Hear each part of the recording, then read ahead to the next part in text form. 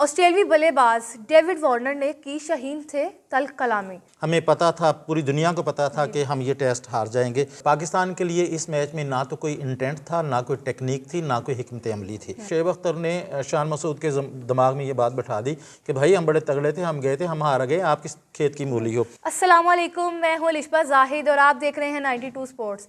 मेरे साथ मौजूद है सीनियर तज्जियाकार अब्दुल सत्तार हाशमी साहब। जी सर, कैसे हैं आप? जी शुक्र अल्लाह का, बहुत अल्लाह का शुक्र है। जैसा कि आप सब जानते हैं कि हमने एक प्रोग्राम का फॉर्मेट सेट किया हुआ है और फॉर्मेट के मुताबिक पहले ब्रेकिंग न्यूज़, फिर आज क्रिकेट की दुनिया में क्या हुआ और आखिर में एक कहानी सुनाते हैं। तो हम बढ़ते हैं हाशमी साहब की तरफ से और उनको कहते हैं कि हमें आज की खबर सुनाएं। जी अलिशबा, आज की जो पहली खबर है वो ये है कि ये बड़ी खुशाइंद खबर है कि पाकिस्तान में डिपार्टमेंटल क्रिकेट आखिरकार शुरू हो ही गया। पिछली हुकूमत ने डिपार्टमेंटल क्रिकेट ख़त्म करके हज़ारों लोगों को बेरोज़गार किया था, लेकिन इस हुकूमत ने डिपार्टमेंटल क्रिकेट शुरू कर दी। और ख़ुशी की बात यह है कि पाकिस्तान के टेस्ट क्रिकेटर आबद अली जो हैं वो ये प्रेसिडेंट ट्रॉफ़ी जो है ना वो शुरू हुई है डिपार्टमेंट क्रिकेट में। तो उसमें उन्होंने पहला मैच खेला है और 90 रन बनाए हैं और उनकी बीमारी के बाद ये उनका पहला मैच था। और आप ये जानते हैं उन्हें दिल का आर्जा था और उसकी वजह से उन्हें बड़ा मसाइल का सामना रहा, लेकिन 2-3 साल के बाद वो पहली दफ़ा मैच खेलने आए और उन्होंने 90 रन बनाए और उनका ये ख्याल है कि वो पाकिस्तान टीम में वापसी चाहेंगे।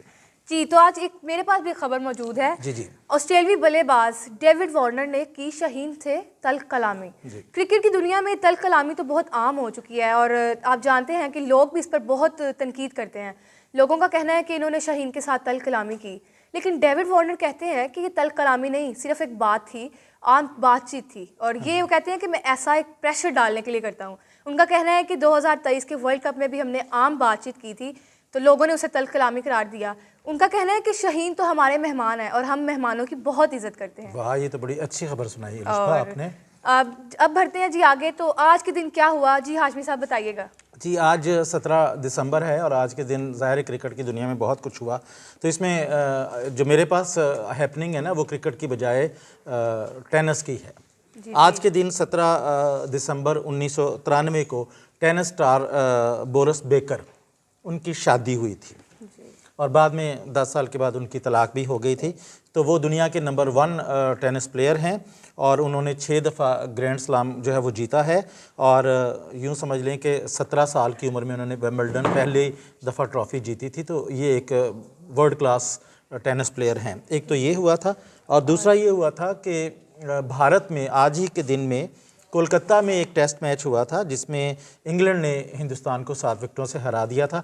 अच्छा, ये हरा देना एक आम सी बात है, लेकिन इस खबर में जो खुसूसी बात है वो ये है कि MS धोनी ने जो वो ग्राउंड मैन था जिसने पिच तैयार करनी थी उसे अपनी मर्ज़ी की पिच तैयार करने के लिए कहा, लेकिन उसने इनकार करके एक मयारी पिच बनाई और उस मयारी पिच पर जो है वो हिंदुस्तान मुँह के बल गिरा और उसको शिकस्त हुई। तो ये 2 हैपनिंग्स हैं। और बर्थडे की अगर आप बात करते हैं तो आज जो जनूबी अफ्रीका के डिकॉक की बर्थडे है और डिकॉक जो है ये बहुत ज़बरदस्त बल्लेबाज हैं। हालांकि अभी ये 32-33 साल के हैं, लेकिन उन्होंने क्रिकेट के फॉर्मेट से रिटायरमेंट का ऐलान किया है। 2013 में 21 बरस की उम्र में उन्होंने बैक वक्त यानी बैक टू बैक 3 सेंचुरियाँ बनाई थी। फिर उसके 2 साल बाद फिर उन्होंने 4 सेंचुरियाँ 6 इनिंग्स में बनाई थी। तो इस वक्त क्रिकेट की दुनिया में बड़े बल्लेबाजों में उनका नाम शुमार होता है। तो ये था आज का कि आज के दिन क्या हुआ। तो अब बढ़ते हैं नेक्स्ट सेगमेंट की तरफ और कहते हैं सत्तार साहब से कि हमें आज की कहानी सुना दें। अच्छा लिशबा, आज की जो कहानी है ना, मेरे पास कहानी नहीं है। आज एक अभी अफसोसनाक ख़बर ही है जिस पे मैं तज्ज़िया करूँगा और वो अफसोसनाक ख़बर जो है वो ये है कि ऑस्ट्रेलिया ने पाकिस्तान को पहले टेस्ट में 360 रन से हरा दिया। अच्छा, ये जो हुआ है, जो मैच हम हारे हैं, ये कोई हैरानकुन नहीं है और ना ही ये कोई अनएक्सपेक्टेड है। ये पहले से तयशुदा था, हमें पता था, पूरी दुनिया को पता था कि हम ये टेस्ट हार जाएंगे। अच्छा, लेकिन इसके जो असरात आए हैं ना वो ज़रा थोड़े ख़तरनाक है। मसलन पाकिस्तान टेस्ट मैच हारा तो जो वर्ल्ड टेस्ट चैम्पियनशिप है उसमें इंडिया नंबर 1 पर आ गया। इधर हम मैच हारे, इधर इंडिया नंबर 1 पर चला गया। एक तो ये हुआ। दूसरा ये कि इस मैच में पाकिस्तान दूसरी इनिंग में सिर्फ 31 ओवर्स खेल सका और उसकी पूरी की पूरी टीम 100 से नीचे ही आउट होगी। ये एक अफसोसनाक बात है। इस मैच में लाथन लाइन ने अपनी 500 विकेटें मुकम्मल की हैं। वो 500 विकेट लेने वाले क्लब में शुमार हुए हैं और पाकिस्तान के लिए इस मैच में ना तो कोई इंटेंट था, ना कोई टेक्निक थी, ना कोई हिकमत अमली थी। तो आप ये देखें कि ये मैच हम क्यों हारे, इसकी क्या वजूहात हैं, मैं वो बताऊंगा आपको। पहली वजह तो इसकी ये है इस वजह से पहले मैं आपको ये बता दूं कि 1999 से इन 1999 में पाकिस्तान की जो बेहतरीन टीम थी, जिसमें दुनिया के बेहतरीन बल्लेबाज थे, बेहतरीन विकेट कीपर था, बेहतरीन बॉलर थे, वो ऑस्ट्रेलिया गए थे तो वहाँ से वाइट वॉश होके आए थे। यानी आप अंदाज़ा कर लें कि दुनिया की पाकिस्तान की बेहतरीन टीम वहाँ गई लेकिन हार के आ गई, और ये जो मौजूदा टीम है तो ये तो किसी खाते में ही नहीं आती। अच्छा, इसके अलावा आप ये देखें कि 1993 से लेकर 2018 तक, 1993 से लेकर 2018 तक सिर्फ 2 टीमें थीं जिन्होंने ऑस्ट्रेलिया को ऑस्ट्रेलिया में सीरीज़ हराई, और वो टीमें थीं इंग्लैंड की टीम थी और जनूबी अफ्रीका की टीम थी। और 2018 के बाद हिंदुस्तान की टीम पहली एशियाई टीम और दुनिया की तीसरी टीम थी जिसने ऑस्ट्रेलिया में जाकर ऑस्ट्रेलिया को हराया था। तो ये एक रिकॉर्ड है। तो जब सारी दुनिया एक तरफ है तो पाकिस्तान भी ज़ाहिर है कोई गैर मामूली तो नहीं है, और इस वक्त जो पाकिस्तान की टीम गई थी वो तो खैर किसी मेरे ख्याल में खाते में नहीं आती। अच्छा, अब मैं आपको वजूहात की बात बताता हूँ। पहली वजह इसकी जो हारने की है ना हमारी, जो हम हर दफ़ा हारते हैं और इस दफ़ा भी हारे हैं और आगे 2 टेस्ट भी हैं, उसके बारे में हम कुछ नहीं कह सकते। उसकी पहली वजह ये है कि हमारा माइंड सेट जो है ना वो बड़ा और तरह से है। मसलन जब टीम यहाँ से गई तो शुएब अख्तर ने एक इंटरव्यू दिया और उसने कहा कि हम अपने वक्त की जो तगड़ी टीम थी वो लेकर गए थे वहाँ पर, लेकिन हम लोग हार के आ गए थे। इसका मतलब है कि शुएब अख्तर ने शान मसूद के दिमाग में ये बात बैठा दी कि भाई हम बड़े तगड़े थे, हम गए थे, हम हार गए, आप किस खेत की मूली हो। एक तो ये माइंडसेट था, नफ्सियाती दबाव जिसे हम कहते हैं। दूसरा ये है कि मैच में जब कप्तान अपनी टीम को लेकर उतरता है तो उसके माइंड में ये होता है कि मैं ये मैच बचा लूँ, मैं ये मैच ड्रा कर लूँ तो मेरी यही फतह है। ये जो माइंड सेट है ना, ये जो सोच है, ये हमारी शिकस्त की एक बड़ी वजह है। अच्छा, उसके अलावा हम एक तो ये कि ऑस्ट्रेलवी विकेटें जो है ना वो बहुत और तरह की, हम यहाँ ना खेलते हैं ना खेलने की प्रैक्टिस करते हैं, तो वहाँ जाके हारना ही होता है।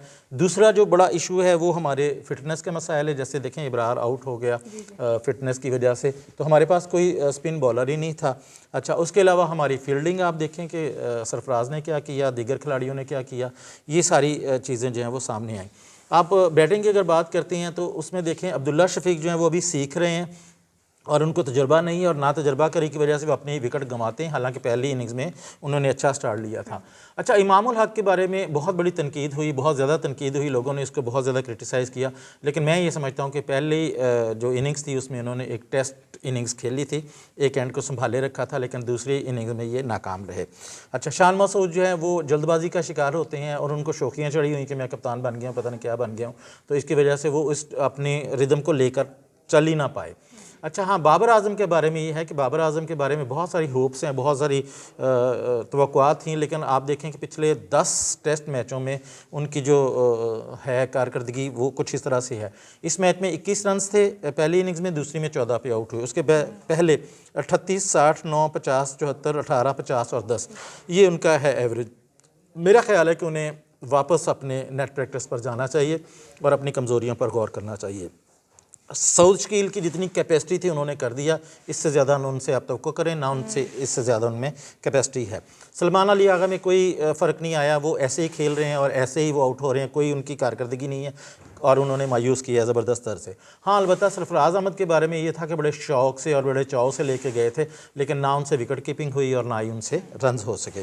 अच्छा, अब मैं आपको बताऊँ कि 1999 के बाद पाकिस्तान कभी भी ऑस्ट्रेलिया में जाकर 3 मैचेस की हो, 5 मैचेस की हो, 50 से ज़्यादा खिलाड़ी आउट नहीं कर सके। 2009 में इन्हें एक मौका मिला था जब मोहम्मद यूसुफ जो पाकिस्तान के कप्तान थे और उन्होंने पहली दफ़ा ऑस्ट्रेलिया को ऑस्ट्रेलिया में 127 रन पर आउट कर लिया था, लेकिन और फिर उन्हें जो उन्हें हदफ मिला था वो 176 रन का मिला था, और ये पॉसिबल था, ये मुमकिन था, लेकिन मोहम्मद यूसुफ की 11 जो है वो सिर्फ 139 रन पर आउट होगी और वो मैच भी हम 39 रन से हार गए थे। तो ये वो वाक़या है कि जो हम करीब तरीन थे लेकिन फिर भी हम ना जीत सके। अब हम आते हैं बॉलिंग की तरफ।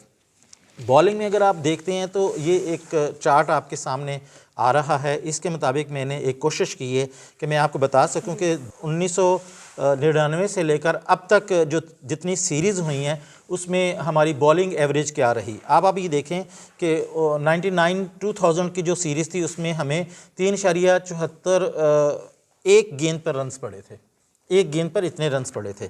उससे अगली सीरीज़ जो है वो 2004-05 में आई थी, उसमें हमें 4.20 रन्स एक गेंद पर पड़े थे। और 2009 और 10 जो मैंने अभी बताया मोहम्मद यूसुफ की क़यादत में ये टीम गई थी, तब जो है वो 3.42 रन पड़े एक गेंद पे। 2016-17 में 4.26 थे और 2019-20 जो अजहर अली की क़यादत में हम गए थे, 2 मैच थे, दोनों ही हार गए थे और इसमें हमें 4.10 की एवरेज से मार पड़ी थी। तो अब आप ये देखें कि बॉलिंग हमारी का ये हाल है और इस वक्त जो हम बॉलर लेके गए हैं, कोई भी बॉलर 130 से ज़्यादा स्पीड से गेंद करने वाला नहीं है। आप मुझे ये बताएं कि इस पूरा जो स्लॉट था, हमारा बॉलिंग स्क्वाड था, उसमें कोई भी बॉलर ऐसा नहीं था जो पुरानी गेंद के साथ अपनी कारनामे अंजाम दे सके।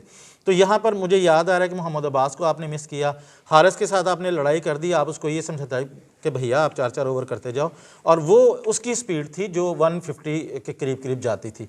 अब आप ये देखें कि यहाँ पर ऑस्ट्रेलवी बॉलर्स ने जो बॉलिंग की है वो बड़े रिदम से आते थे, आहिस्ता से, कोई उन पर प्रेशर नहीं था, वो ऐसे एंजॉय कर रहे थे। और इतनी ये मिचेल स्टार जो हैं वो 145 की स्पीड से गेंद कर रहे थे। और हमारे जो बॉलर्स हैं, आमिर जमाल ने बेशक 6 विकेटें ली हैं, 7 ली हैं, या अभी दूसरे में खुरम शहजाद ने भी विकेटें ली हैं। तो ये विकेटें उनकी बॉलिंग की वजह से नहीं, उनकी पिच की वजह से इन्हें मिली हैं, क्योंकि वहाँ उनका गेंद ज़्यादा स्विंग होता था। मैंने देखा कि डेविड वार्नर जो है वो फंसे हुए थे, लेकिन प्रॉब्लम सिर्फ ये थी कि उनकी स्पीड नहीं थी, उनकी गेंद एक एंड से दूसरे एंड तक जाती नहीं थी। तो ऐसे में हम क्या मैच जीत सकते हैं? तो इस टीम के साथ इस तरह के रिजल्ट्स आ सकते हैं और इससे ज़्यादा कुछ आ भी नहीं सकता।